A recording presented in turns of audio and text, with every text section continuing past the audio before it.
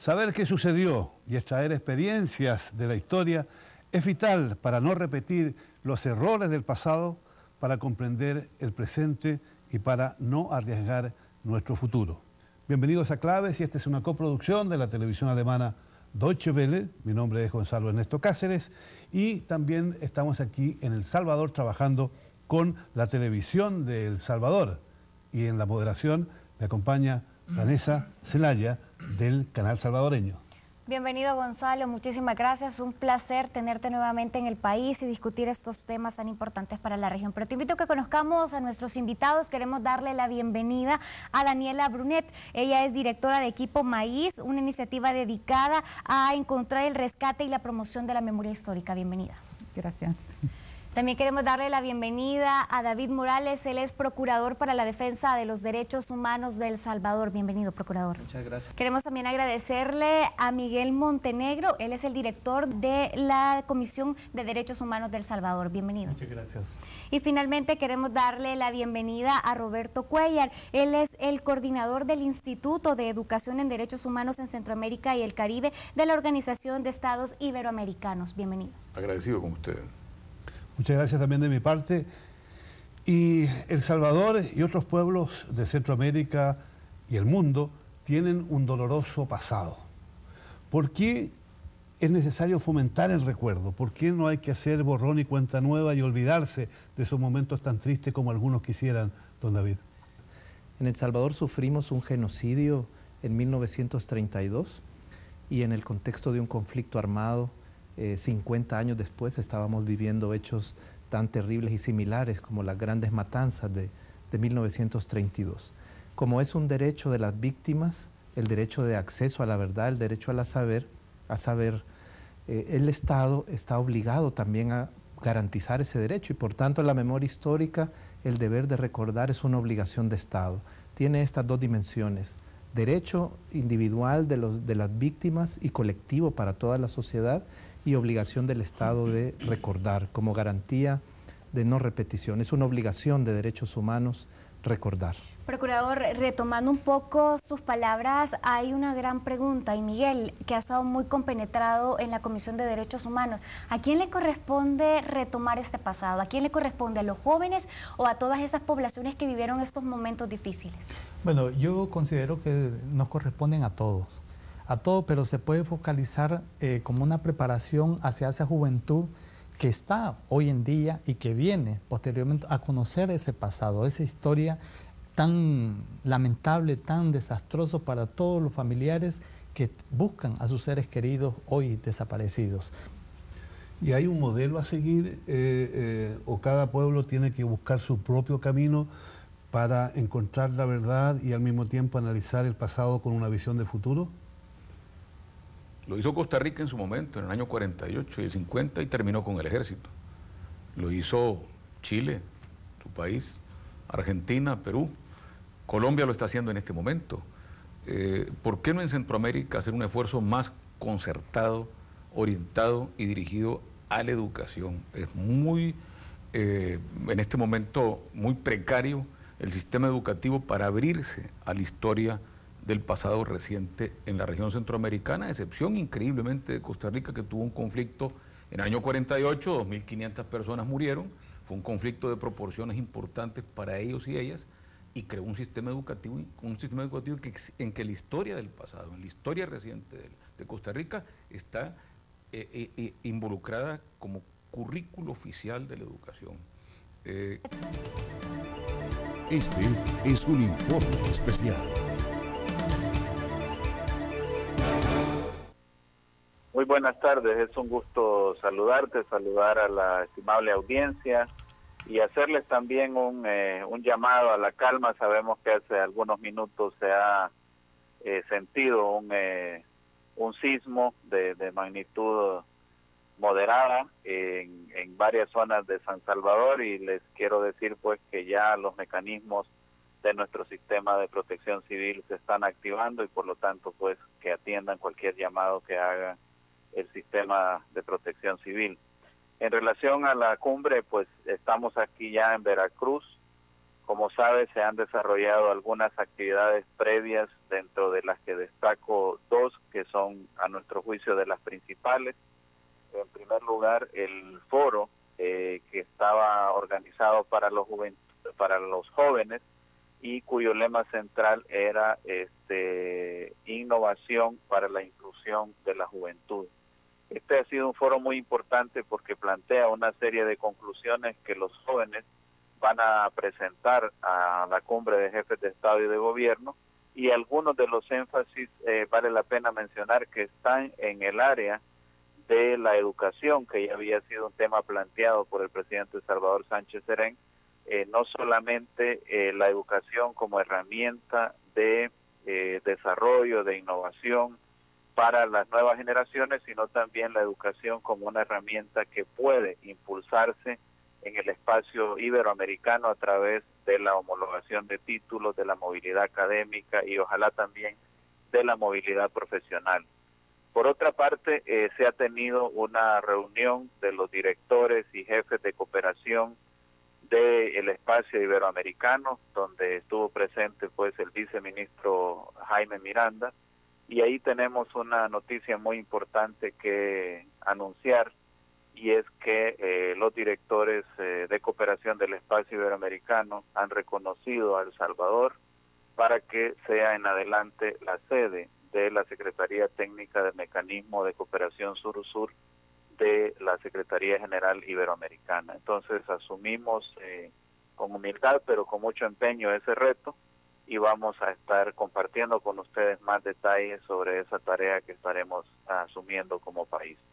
Ya en cuanto a la agenda ministerial y presidencial, comenzamos el día de mañana, primero con una reunión de ministros del espacio iberoamericano, luego el presidente mañana mismo participa en la inauguración del segmento presidencial, y es la misma tarde de mañana que el presidente hará su disertación sobre el tema de educación en el espacio iberoamericano, donde planteará pues también algunos aspectos clave que él considera para el desarrollo educativo en Iberoamérica. Continuaremos el día martes con un desayuno entre los presidentes de los países del SICA y Su Majestad el Rey de España, y luego también se desarrollará el segundo segmento de la cumbre para culminar con un retiro privado de los presidentes que estarán abordando el tema de juventud e innovación en el espacio iberoamericano. Canciller, en el encuentro que van a tener los presidentes del SICA junto con el Rey de España, ¿cuáles son los temas específicos que se van a abordar?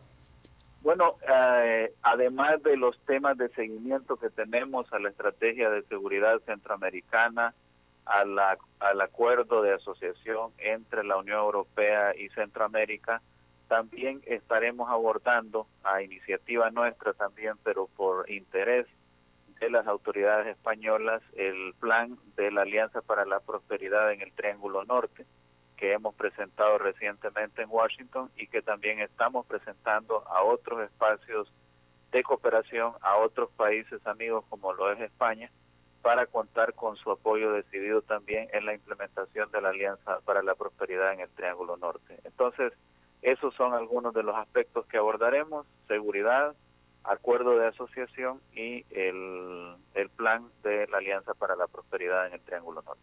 Canciller, tenemos entendido, tal vez usted nos puede confirmar sobre un encuentro entre su persona y su homólogo de España. Sí, tenemos en agenda ese encuentro, aún afinando a las horas de trabajo que tiene el canciller García Margallo y que tengo yo para poder encontrarnos. Esta reunión es con un objetivo fundamental de preparar condiciones para la visita del presidente Salvador Sánchez Serén al Reino de España en el primer semestre del próximo año. Es una visita que avisorábamos en este segundo semestre, pero por razones de este año, del 2014, pero por razones de agenda de ambos mandatarios decidimos de común acuerdo trasladarla para el primer semestre del próximo año. Y uno de los temas principales que estaremos abordando con el canciller García Margallo es precisamente la fecha de la visita y los aspectos que serán abordados en la agenda de la visita. ¿El Salvador va a proponer una fecha específica de cuándo se podría hacer esa visita o va a ser una acción conjunta que van a lograr un acuerdo? Tenemos rangos de fechas, pero no quisiéramos adelantarlos en este momento, quisiéramos mejor hacer un anuncio ya cuando tengamos una fecha de común acuerdo con el Reino de España. Muchísimas gracias y un saludo a los amigos y amigas que nos sintonizan a esta hora. Este fue un informe especial. ¿Qué sucedió? Y extraer experiencias de la historia es vital para no repetir los errores del pasado, para comprender el presente y para no arriesgar nuestro futuro. Bienvenidos a Claves, y esta es una coproducción de la televisión alemana Deutsche Welle. Mi nombre es Gonzalo Ernesto Cáceres y también estamos aquí en El Salvador trabajando con la televisión de El Salvador, y en la moderación me acompaña Vanessa Zelaya del canal salvadoreño. Bienvenido, Gonzalo, muchísimas gracias, un placer tenerte nuevamente en el país y discutir estos temas tan importantes para la región. Pero te invito a que conozcamos a nuestros invitados. Queremos darle la bienvenida a Daniela Brunet. Ella es directora de Equipo Maíz, una iniciativa dedicada a encontrar el rescate y la promoción de la memoria histórica. Bienvenida. Gracias. También queremos darle la bienvenida a David Morales. Él es procurador para la defensa de los derechos humanos de El Salvador. Bienvenido, procurador. Muchas gracias. Queremos también agradecerle a Miguel Montenegro. Él es el director de la Comisión de Derechos Humanos de El Salvador. Bienvenido. Muchas gracias. Y finalmente queremos darle la bienvenida a Roberto Cuellar. Él es el coordinador del Instituto de Educación en Derechos Humanos en Centroamérica y el Caribe de la Organización de Estados Iberoamericanos. Bienvenido. Agradecido con ustedes. Muchas gracias también de mi parte. Y El Salvador y otros pueblos de Centroamérica y el mundo tienen un doloroso pasado.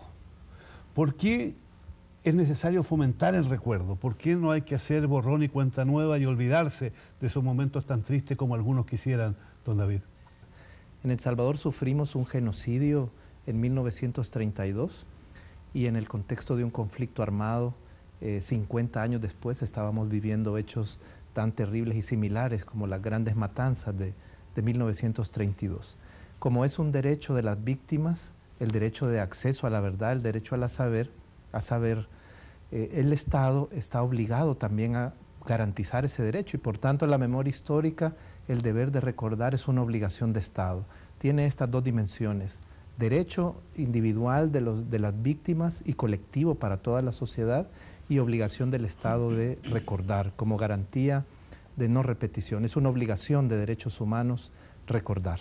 Procurador, retomando un poco sus palabras, hay una gran pregunta, y Miguel, que ha estado muy compenetrado en la Comisión de Derechos Humanos, ¿a quién le corresponde retomar este pasado? ¿A quién le corresponde? ¿A los jóvenes o a todas esas poblaciones que vivieron estos momentos difíciles? Bueno, yo considero que nos corresponden a todos, pero se puede focalizar como una preparación hacia esa juventud que está hoy en día y que viene posteriormente a conocer ese pasado, esa historia tan lamentable, tan desastroso para todos los familiares que buscan a sus seres queridos hoy desaparecidos. ¿Y hay un modelo a seguir o cada pueblo tiene que buscar su propio camino para encontrar la verdad y al mismo tiempo analizar el pasado con una visión de futuro? Lo hizo Costa Rica en su momento, en el año 48 y el 50, y terminó con el ejército. Lo hizo Chile, su país, Argentina, Perú. Colombia lo está haciendo en este momento. ¿Por qué no en Centroamérica hacer un esfuerzo más concertado, orientado y dirigido a la educación? Es muy, en este momento, muy precario el sistema educativo para abrirse a la historia del pasado reciente en la región centroamericana, a excepción increíblemente de Costa Rica, que tuvo un conflicto en el año 48, 2.500 personas murieron, fue un conflicto de proporciones importantes para ellos y ellas, y creó un sistema educativo en que la historia del pasado, en la historia reciente de Costa Rica, está involucrada como currículo oficial de la educación. Creo que hace falta también hacer más esfuerzos ante la justicia, como señaló el procurador, pero justicia y educación son parte clave de la participación en el futuro, de tal manera de no arriesgar nuestras sociedades. Aquí hay una relación muy significativa entre el esfuerzo que hace el Estado, el esfuerzo colectivo por ir reconstruyendo esa memoria histórica, pero también el esfuerzo individual, Daniela. ¿Cómo se relacionan? ¿Qué importancia tienen estos dos esfuerzos para reconstruir esta memoria histórica? Pues nosotros creemos que las personas que sufrieron la guerra es un público que necesita poder decir al mundo que lo que vivieron sus familiares no era lo que decían los periódicos de aquel tiempo. Hay gente que ha tenido sus hijos desaparecidos y ha tenido que callarse durante 15, 20 años, a pesar de que la persona que desapareció estaba en una lucha para un mundo mejor, digamos. Entonces, las personas que son directamente relacionadas con las víctimas tienen ese derecho a que se pueda esclarecer en qué circunstancias murieron o fueron asesinados sus familiares. Y luego tenemos la generación de hoy, y no solo los jóvenes, porque nosotros hemos estado con profesores, ¿verdad?, que son personas más de varias edades, y no conocen, no tienen la información, no saben qué es el informe de la verdad, no saben el porcentaje de asesinatos causados por el ejército. Entonces desconoce la información, porque para construir memoria hay que tener la información. Pero, ¿qué se puede hacer de forma práctica? Porque al parecer hay muchos que han tratado de olvidar y hacer olvidar a otros, dicen, para vivir en paz. Esa es una mentira, en definitiva, porque mientras la verdad esté oculta, esa verdad está golpeando a millones de personas todavía en América Latina que no saben por qué los torturaron, por qué los tuvieron largos años presos o por qué los mataron a algunos de sus familiares o los hicieron desaparecer. Sí, efectivamente, y yo considero que la verdad tiene que salir a flote. Y es las luchas de los pueblos latinoamericanos. Por dolorosa que sea. Por dolorosa que sea. Mire, yo le puedo decir, yo estuve capturado, fui torturado, y perdón que mencione mi persona, al igual que muchas personas también que yo conozco, amigos, amigas, familiares, y nosotros decimos, tenemos que conocer la verdad. Ahí tenemos un grupo de familiares que tienen personas desaparecidas y quieren saber la verdad, ¿verdad? Hoy hay mucha documentación que establece quién fue la responsabilidad de esos hechos, ¿verdad? Esto en Guatemala, esto en Chile, Argentina, donde hemos visto los avances en relación a ese esclarecimiento y esa verdad, ¿verdad? Entonces, el pueblo salvadoreño, al igual que todos los pueblos que han pasado esos momentos tan dolorosos, deben de saber la verdad. Y es ahí donde nosotros consideramos de que la lucha debe de ser directa a las familias que fueron afectadas directamente, pero también a aquellos otros sectores, porque hay sectores que no conocen, que no han conocido o solo conocieron de lejos la realidad, pero que en estos momentos siguen con una falta de información que cuando nosotros llegamos y les trasladamos los derechos y los deberes y todas las herramientas y los procedimientos y todo lo que ha sucedido en este país, ellos se vuelven solidarios de ese dolor de esas personas. Y aquí, procurador, ¿cómo juega un papel importante las sociedades democráticas, la participación política, el abrir al debate y al poner en agenda estos temas de memoria histórica? La verdad histórica pretendió ser negada por quienes detentaron el poder. De hecho, inclusive existen homenajes a los represores y a los genocidas. El responsable de la masacre del Mozote, 1000 personas, el coronel Domingo Monterrosa, aún tiene sus nombres inscritos en unidades militares. ¿Y eso se deberá al desconocimiento de los hechos? No, me parece que no ha habido voluntad política y ha habido resistencia de las Fuerzas Armadas para aceptar esa verdad histórica. Por lo tanto, las víctimas y las comunidades que sufrieron la represión han estado muy solas, pero han sido capaces de generar un movimiento. Hay movimientos comunitarios, movimientos de organizaciones de la sociedad civil. La CDH y el equipo Maíz son ejemplo de esa lucha y supieron rescatar la historia y la verdad, que en El Salvador existieron masacres sistemáticas de población rural, que los escuadrones de la muerte sembraron el terror con miles de ejecuciones extrajudiciales, que hubo miles de desaparecidos como política de terrorismo de Estado, es algo innegable a la fecha. Ahora tenemos la ausencia de voluntad del sistema judicial de procesar a los responsables y encontrar la verdad. Tenemos también la resistencia de los grandes medios de comunicación a también asumir su rol que les correspondería en la memoria histórica, en el rescate de la memoria histórica. Hay algunas aperturas en los últimos años desde los gobiernos de El Salvador por reconocer la historia por primera vez en más de 20 años. Por lo tanto, ha sido una lucha muy dura, pero ha sido realizada por los familiares, las comunidades, las organizaciones de derechos humanos. Formalmente la Procuraduría también ha apoyado esta versión de la historia y los organismos internacionales de Naciones Unidas y la OEA también con sus procedimientos han establecido que todo esto pasó en El Salvador. Roberto nos decía recién que la educación es fundamental para conocer, no solo para conocer lo que sucedió, sino que también para que desde pequeños los niños aprendan que el camino correcto no es el atropello de los derechos humanos, sino que todo lo contrario, cuando un pueblo quiere vivir libre y en paz.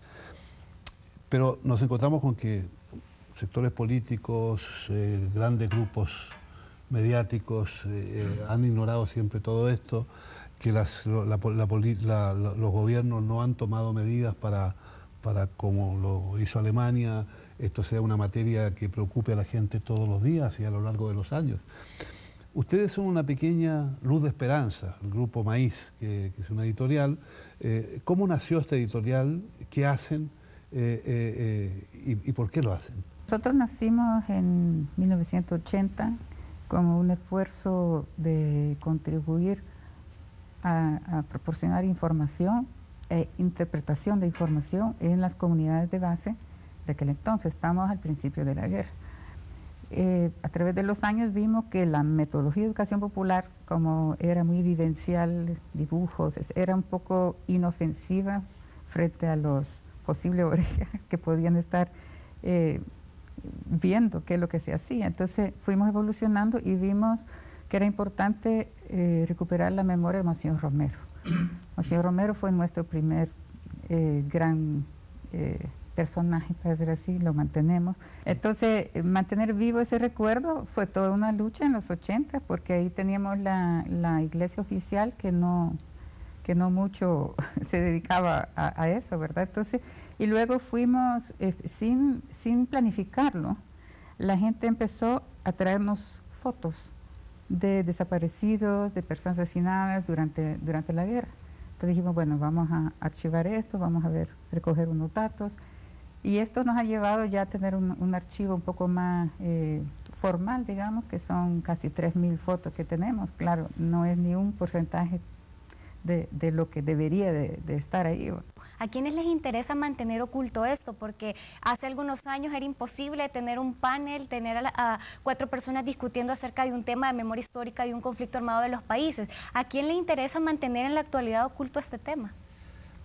Sin duda se ha avanzado mucho en toda la región y los países, sociedades tienen distintos estilos para abrir la puerta a la reconstrucción de la memoria, memor, recordar, de latín. O sea, yo creo que han habido, francamente, no solamente avances, sino notables avances.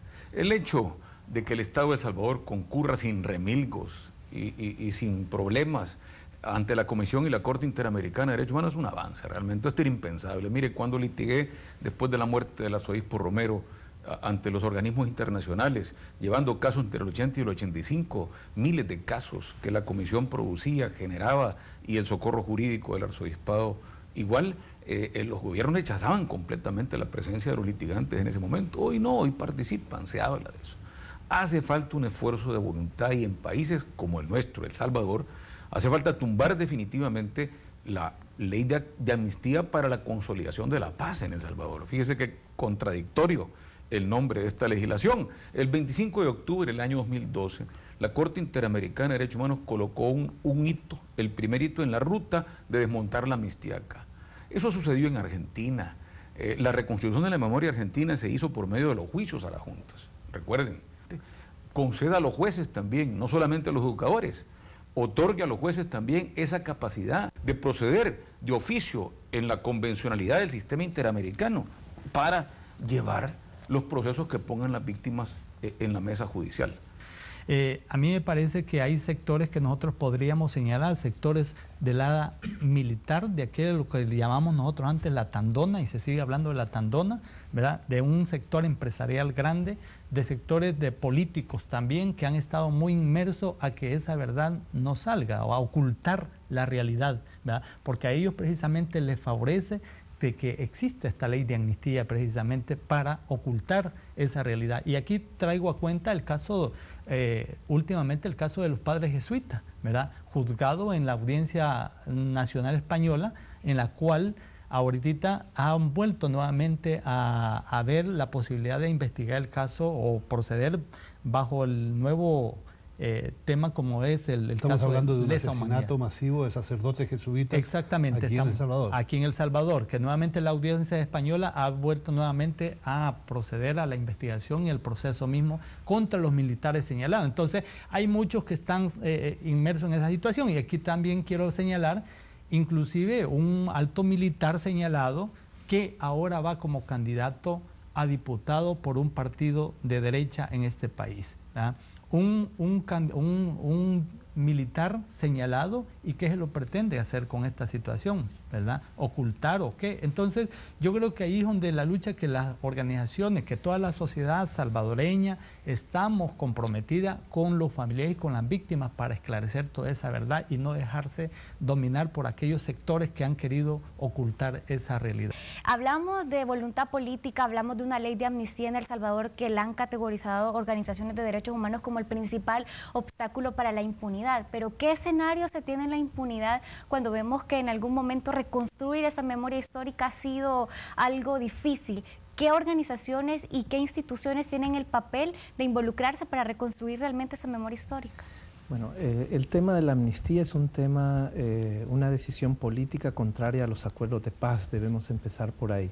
Los acuerdos de paz no previeron en El Salvador una amnistía, contrario a lo que han sostenido algunas tesis de gobiernos anteriores. La amnistía es una figura que debe facilitar la reinserción de los excombatientes, pero en ningún caso garantizar la impunidad de los responsables de graves violaciones a los derechos humanos. Desde hace muchos años el sistema interamericano declaró que es abiertamente violatoria de derechos, que violenta la Convención Americana. Lo mismo ha dicho la ONU o diferentes instancias de la ONU que velan por los derechos humanos a nivel universal. En El Salvador la amnistía dejó de tener fuerza jurídica desde el año 2000, cuando la Sala Constitucional declaró que no es aplicable a violaciones de derechos humanos. Y la amnistía ha seguido debilitándose hasta llegar al punto, como lo señalaba el doctor Cuellar, que la propia Corte Interamericana la declaró inaplicable para el caso de la masacre del Mozote. Sin embargo, pese a que perdió su fuerza jurídica, el sistema judicial no investiga, ni la Fiscalía General ni los tribunales que conocen de casos colaboran. Por lo tanto, hay una falta de voluntad del sistema judicial de aplicar la ley. Por supuesto que la Asamblea Legislativa tiene también una deuda de derogar esta ley, porque es una ley infame que pretende derogar derechos por naturaleza inderogables. El gobierno debe empujar con más decisión, con más profundidad y con más asignación de recursos los procesos de reparación a las víctimas. Pero mientras exista impunidad, las víctimas seguirán siendo agraviadas y no estarán plenamente reparadas. Entonces esta es una gran deuda que se enfrenta. Todavía hay grupos de poder político en la Asamblea Legislativa, en los medios de comunicación, en las tandas de exmilitares y adentro también de la Fuerza Armada, porque se está negando a colaborar en el acceso a los archivos militares. Entonces los represores en El Salvador aún detentan una cuota de poder político importante que aún impide avances más sustanciales. Nosotros demandamos del actual gobierno y de las autoridades pues una voluntad más decidida para seguir avanzando en el camino de la reparación, la inclusión de las víctimas y su demanda justa de verdad, justicia y reparación. ¿Será que la clase política de alguna manera comprometida con un proyecto, diría yo, ya no revolucionario desde luego, pero sí un proyecto más bien de concertación, prefiere soslayar la situación de los crímenes y atropellos a los derechos humanos para consolidar una perspectiva que para ellos asegure un desenvolvimiento como partidos, como instituciones, sin tener que responder por todo lo que fue el pasado? ¿Será que ahí hay una cierta complicidad de partidos, de la mayoría de los partidos políticos? Pues yo creo que hay que hacer diferencias entre los diferentes partidos políticos. Hay algunos que definitivamente al poner sus candidatos, que son generales, que estuvieron involucrados en la violación de derechos humanos, ahí se ve que no les importa. Ahí está clara la respuesta para ese grupo. Después hay otros que no dominan qué es lo que significa derogar la ley de amnistía y qué es lo que se podría lograr, qué es lo que se podría avanzar con derogar la ley. Y después están las organizaciones, la población que tiene fuerza, pero en este tema ha estado un poco más suave, digamos, como reclamo. Entonces nosotros sentimos que tiene que ser una unión de algún partido político que sí tiene claro que se debe avanzar en ese tema, y la población. Quizás, si me permite, podríamos concluir que es muy importante analizar el pasado y en el presente vivir pendiente de horrores que ocurrieron para sacar una perspectiva de futuro positiva. Pero si no hay justicia, si no se asume esta responsabilidad en el campo de la educación, de la justicia, de la vía política, los esfuerzos van a ser interminables, pero los resultados muy magros. De hecho, solo Argentina, en América Latina, ha sido el país donde se han castigado a los verdaderos culpables, a los jefes máximos. Usted lo señalaba muy bien. Y en otros países como Chile, por ejemplo, ya vamos para recién después de 20, 30 años, se han podido empezar a tomar algunas medidas más drásticas en relación con criminales que atropellaron los derechos humanos. Hay una sensación, yo diría patología arterioesclerótica dentro de los poderes judiciales que le tienen un miedo y un temor reverencial a lo que es amnistía. Mire, la amnistía, yo tenía un profesor de Derecho Internacional que admiré siempre y me decía, mire Roberto, las amnistías son para los valientes. Es una figura del derecho de la guerra realmente, que cuando dos bandos se han enfrentado en las mismas condiciones, o quizás no en las mismas condiciones, pero no han asesinado cobardemente niños, niñas, no han exterminado poblaciones indefensas, no han secuestrado cobardemente, ni han lesionado también intereses de familias y han desaparecido personas como crímenes, se concede la amnistía realmente a las dos partes en conflicto. Lo que se hace es una medida de reconciliación, una medida de reparación social, pero la amnistía otorgada en estos casos ha sido cobarde realmente.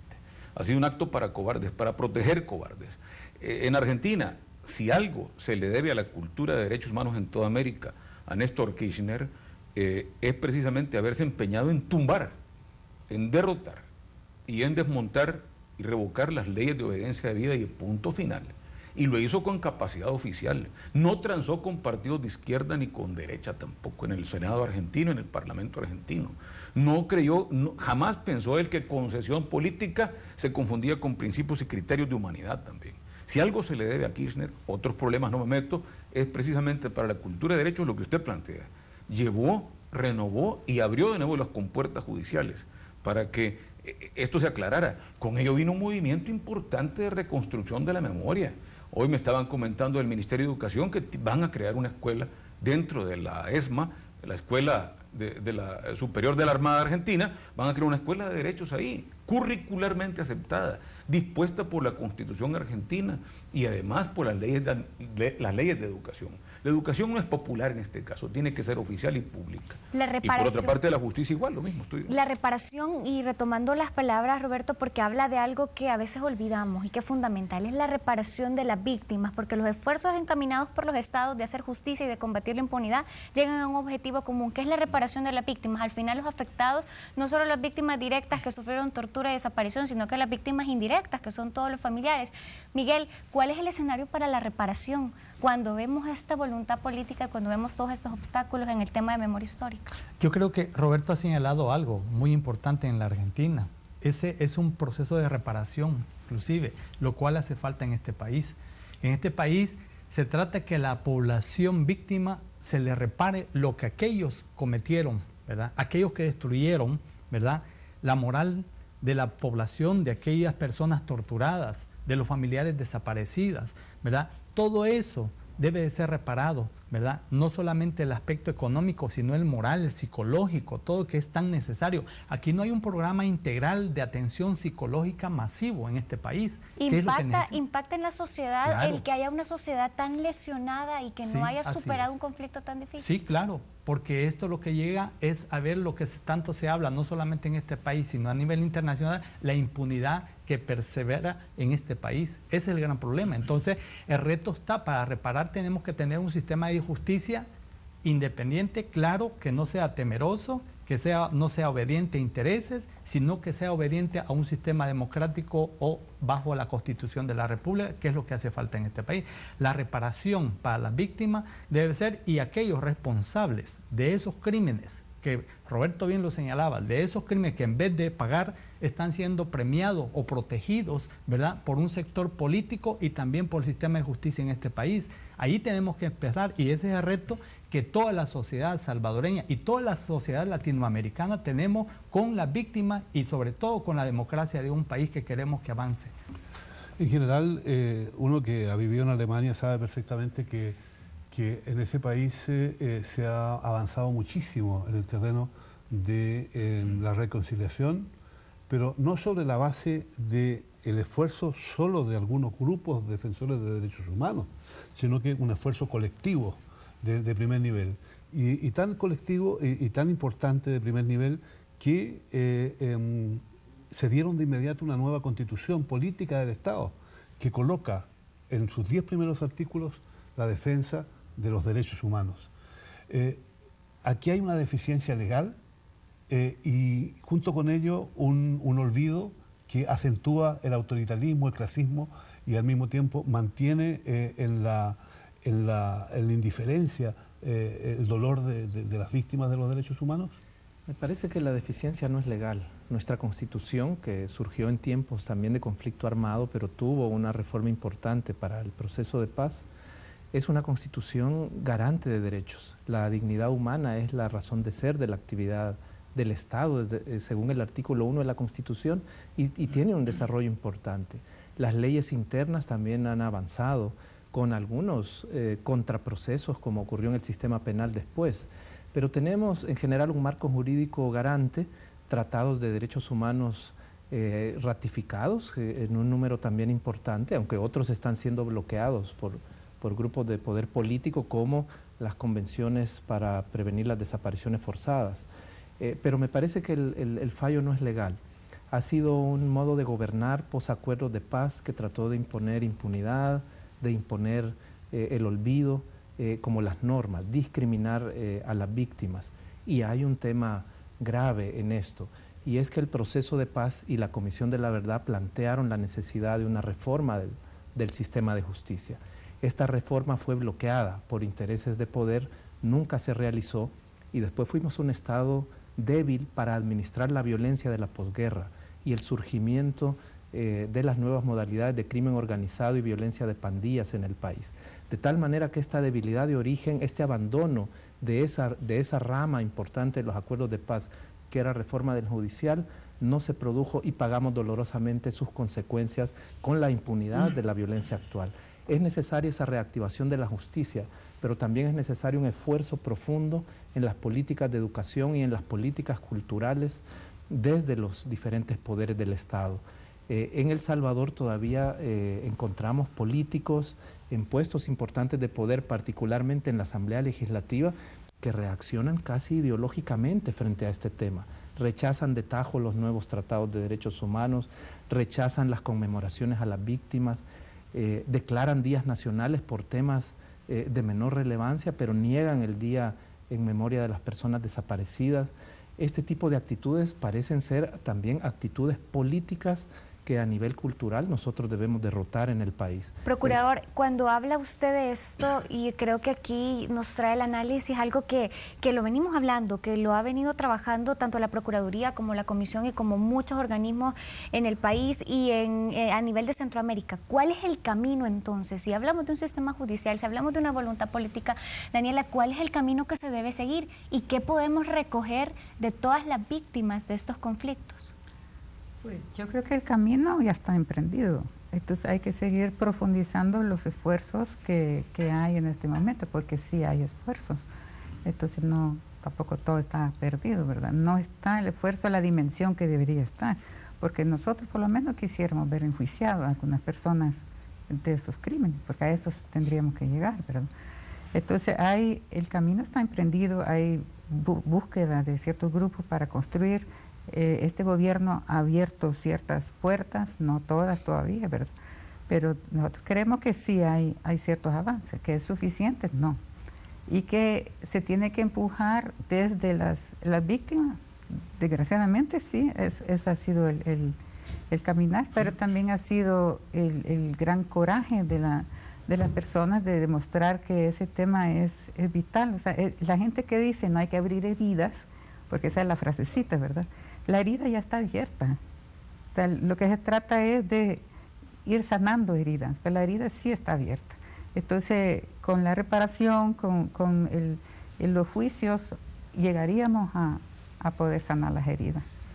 ¿Qué podrían hacer las autoridades de los países de América Latina, donde se han producido situaciones tan graves como aquí en El Salvador, en materia de atropellos a los derechos humanos, para apoyar a las víctimas, para apoyar a los familiares de las víctimas, para apoyar a las instituciones que trabajan en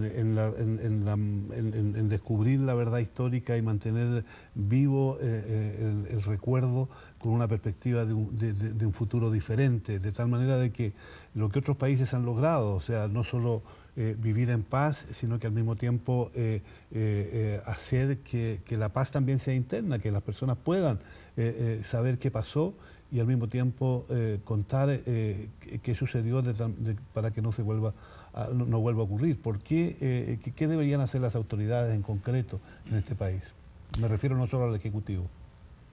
Un referente reciente, no lo voy a calificar como modelo, Gonzalo, el colombiano, el conflicto más largo de toda América, más prolongado de toda la región y con distintas clasificaciones de violencia. Hay hasta violentólogos estudiando el problema colombiano desde hace 15, 20 años aproximadamente. Pero el presidente Santos, con su equipo encabezado por Paula Gaviria Betancourt, colocó en el centro de su política de paz el rol de las víctimas, no solamente en la denuncia, sino después de largo tiempo, después de largo tiempo, el presidente Santos en su primera presidencia, en su primera presidencia, y se atrevió, con errores, con defectos, pero se atrevió a colocar una política pública y crearon no solamente constitucionalmente, sino administrativamente, la unidad de víctimas, en que las víctimas tienen representación política, representación legal, representación administrativa y es unidad de reparación y diálogo. Además, las víctimas se reúnen para forjar sus propios sistemas de representación con organizaciones que ya trabajaban con las víctimas desde hace buen tiempo. ¿Qué es lo que sucedió? No puedo seguir más porque hay muchas aristas que comentar de este referente reciente. ¿Qué sucedió? Que se reconoció abiertamente, públicamente y oficialmente el rol central de las víctimas en la restauración de una cultura mínima y básica de paz en Colombia. ¿Podría conseguirse un consenso para que ocurriera algo similar aquí en El Salvador? Pues consideramos que sí, podría ser, aunque aquí ya existen diferentes organizaciones que estamos aglutinados en lo que se llama el Comité Pro Memoria Histórica, ¿verdad?, que es la organización que ha venido luchando por el esclarecimiento de los desaparecidos, por hacer justicia, por buscar la reparación, y que es digno también de reconocer que el actual gobierno pues ha tenido avances, tanto el gobierno anterior como este, que está fortaleciendo más esos avances, ese acercamiento con las organizaciones víctimas de esas violaciones a los derechos humanos. Ya se tuvo un primer encuentro con el señor presidente de la República, ha habido un censo para determinar los casos de personas desaparecidas, asesinados o víctimas.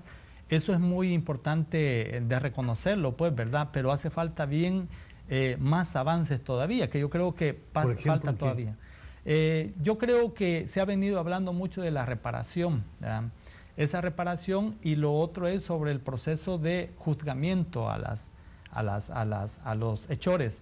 Pero como bien se ha hablado mucho, aquí el problema también consiste mucho en el tema de la ley de amnistía, que no corresponde prácticamente al gobierno central, lo estamos hablando del Ejecutivo, y no le corresponde más directamente al sistema de justicia y a la Asamblea Legislativa. O podríamos hablar que tanto los tres órganos de este Estado son responsables, que tienen que ponerse de acuerdo en el sistema de poder abrir mucho más rápidamente ese proceso. En ese sentido, procurador, ¿qué aportes han tenido esos grupos que ayer combatieron y ahora están discutiendo el tema de memoria histórica? ¿Cómo calificaría usted ese aporte que han tenido? Bueno, me parece que ahora la agenda está clara para las instituciones, y estos aportes de la lucha del movimiento de derechos humanos, de la lucha comunitaria de las víctimas, están rindiendo algunos frutos, y es momento de demandar esa agenda.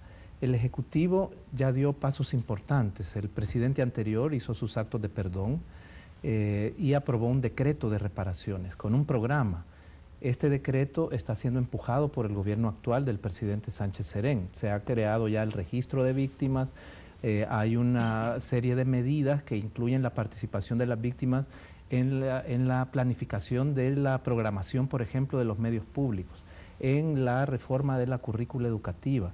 Deben ser incluidas ahora en los programas sociales del gobierno. Es importante que esa agenda del Ejecutivo se avance. El Legislativo debe ratificar tratados internacionales, modificar la ley de amnistía, crear una ley integral de reparaciones que garantice más fondos y más posibilidades de reparación a las víctimas. Y el judicial debe asumir su rol junto con el fiscal, investigar las violaciones, sancionar a los jueces y fiscales que se niegan a investigar, desarrollar sus capacidades en investigación de antropología y genética forense. Ahora, la Procuraduría de Derechos Humanos estamos construyendo un espacio que hemos llamado la Asamblea Nacional de Víctimas de Violaciones durante el conflicto armado, para exigir de los tres poderes de Estado y las diferentes instituciones el avance de esta agenda. Me parece que la lucha de las organizaciones está expresada en esas demandas que de alguna manera han sido retomadas, pero debe continuar y profundizarse esa lucha, y nuestro rol como institución Ombudsman es jugar ese rol de apoyar esa lucha de la sociedad civil y demandar al Estado que siga avanzando en ese camino. Hay una situación que es dramática. Por ejemplo, y que tiene que ver con varios países, con Osur, la operación Cóndor, que significó el asesinato masivo de personas en varios países de América Latina y que todavía no reciben castigo, muchos de ellos, de los criminales, salvo en Argentina. Don Roberto, ¿qué papel le corresponde jugar a las instituciones internacionales y especialmente a las instituciones de derechos humanos para que casos como este sean castigados y para que nunca más vuelva a haber desaparecidos ni torturados en nuestra región? Trabajé aproximadamente 25 años para el sistema interamericano, un momento con la Corte Interamericana y luego con el Instituto Interamericano de Derechos Humanos, y me di cuenta y palpamos el desarrollo progresivo de los tratados de derechos humanos en la legislación interna. Ese es el gran desafío en este momento, de aplicar las decisiones de la Corte Interamericana y las recomendaciones de la Comisión Interamericana en los ordenamientos administrativos y judiciales de nuestros países. Hay una labor importante de promoción, no solamente política, sino judicial y educativa de nuevo, en la formación de juezas y jueces, en las escuelas de derecho, que está ausente completamente, y lo vuelvo a decir permanentemente, el tema y la doctrina y el derecho de los derechos humanos está ausente de la currícula en las escuelas de derecho de buena parte de América, no solo de El Salvador, de Centroamérica, sino de buena parte de América. Pocas universidades se atreven a colocarlo ahí. El sistema interamericano no puede hacer más que continuar tratando los casos, considerando los casos, abriendo nuevos casos también, investigando por medio de sus relatorías especializadas y, entre otras, desmontando cualquier obstáculo judicial y administrativo que se proponga impedir la reconstrucción de la memoria histórica por medio de casos relevantes, dándole el papel central a las víctimas. Han hecho mucho, creo que podrían hacer más, pero los mismos estados le niegan el presupuesto a la Comisión y a la Corte Interamericana de Derechos Humanos. No hay una corte permanente en toda América, con los aproximadamente 2.500 o 3.000 casos que la Corte ha considerado en su existencia, de los cuales ha podido solo sentenciar más de 220 casos. Igual. La Comisión Interamericana también, no hay una comisión permanente en el sistema interamericano. Ahí ustedes pueden calibrar y medir la voluntad política de los estados en épocas muy democráticas como ahora, en donde hay que darse sin duda un sistema más fuerte, un sistema más ágil, un sistema más que llegue más a las jurisdicciones internas. Y terminando, le digo, mire, francamente, retomando las palabras de Daniela y de Miguel y por supuesto el procurador, aquí en El Salvador siento que se ha divinizado la amnistía y se tiene un temor reverencial a las actitudes y a las frases como se van a abrir las heridas de nuevo. No ha sucedido eso. Sudáfrica enterró a Mandela y en Sudáfrica el oprobio del apartheid, el oprobio de las más graves y cruentas violaciones de derechos humanos no volvieron a destapar en 20 años la reacción de la derecha, el extremismo de la derecha, no destaparon tampoco problemas entre las razas. Hay problemas cotidianos que hay que resolver realmente, pero ojalá que como en Sudáfrica Mandela está con honores enterrado en la memoria histórica de ese país admirable y ese liderazgo admirable del Bolívar sudafricano, como se le llama a Nelson Mandela, también el apartheid está enterrado para siempre. Así también en países como los nuestros, hacer esfuerzos concertados con el sistema interamericano o sin el sistema interamericano y no tenerle temor a esto que ha esclerotizado completamente a los aparatos judiciales, legislativos y, por qué no decir, los pocos pasos, bien dados, pero tímidos todavía, para reconocer el rol central que tienen las víctimas para no arriesgar el futuro democrático de nuestros países, como usted lo planteó al principio. Como vemos, la situación de los derechos humanos en América Latina ha avanzado sustancialmente, sin embargo, los espacios oscuros son enormes.